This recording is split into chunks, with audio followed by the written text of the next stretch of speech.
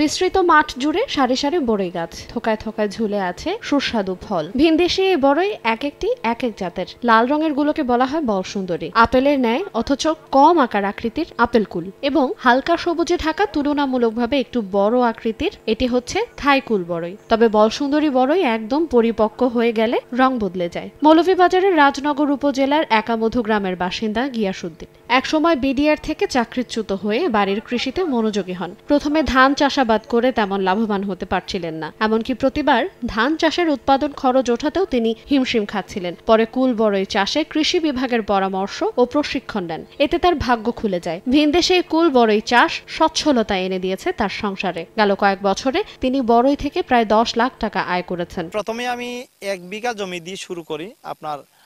প্রথমে 1,30,000 টাকার বড়ই আমি বিক্রি করতে সক্ষম হই। দাম যে জায়গায় আপনার 4,000 টাকা পাই খরচ শেষে, কিন্তু বড়ইতে প্রচুর পরিমাণে ফলন। যদি কৃষি বিভাগের পরামর্শ অনুযায়ী চাষাবাদ করে তাহলে প্রচুর পরিমাণে ফলন হয়। গিয়াসউদ্দিনকে দেখে উদ্বুদ্ধ হয়ে একই গ্রামের আরো কয়েকজন চাষি কুল বড়ই চাষে আর্থিকভাবে লাভবান হয়েছেন। গ্যাস প্রাইস দেখা দেখে আমি 35 জায়গাতে 100 বড়ই গাছ চাষ করি প্রায় 2 বছর থেকে, যেটা আমি লাভবান হয়েছি। উনাকে ফলো করে আমরা প্রত্যেকেই চাইলে বিভিন্ন এলাকায় এরকম বাগান করতে পারি। বাগান করার পরে বেচারা অনেক সচ্ছল হয়েছে।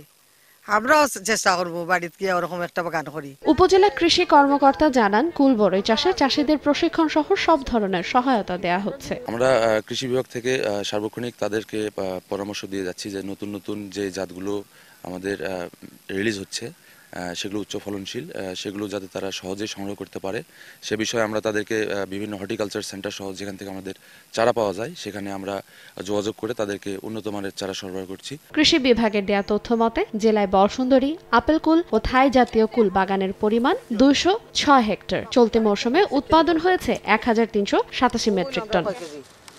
সময় সংবাদ, মৌলভীবাজার।